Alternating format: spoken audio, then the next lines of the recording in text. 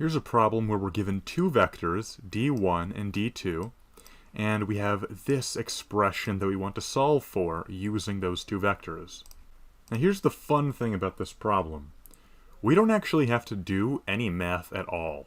We don't need to make any calculations with these vectors, and in fact I could replace the values of the vector with any other numbers and it would not change the answer. And here's why.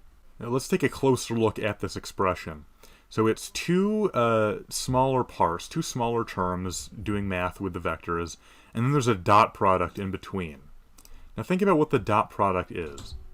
Basically, in simple terms, the dot product is a way of multiplying the components of two vectors that are parallel with one another. So even if they're not, even if the two vectors we're multiplying by the dot product aren't perfectly parallel, the dot product will take the components of those vectors that are parallel and multiply that. In this case, however, there is no component between these two terms that is parallel.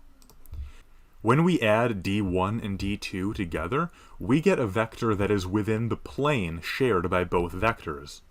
If we take the cross product of those two vectors, however, remember that the whole point of the cross product is that the result is a vector that's perpendicular to both of the vectors you started with.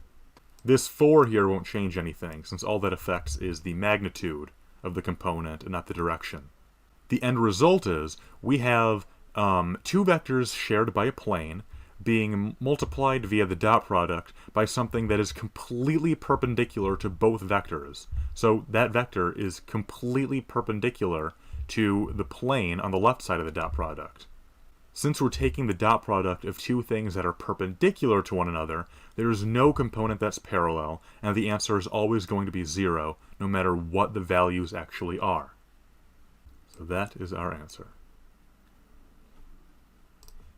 I hope this video helped you out. If you have any questions, please leave a comment down below.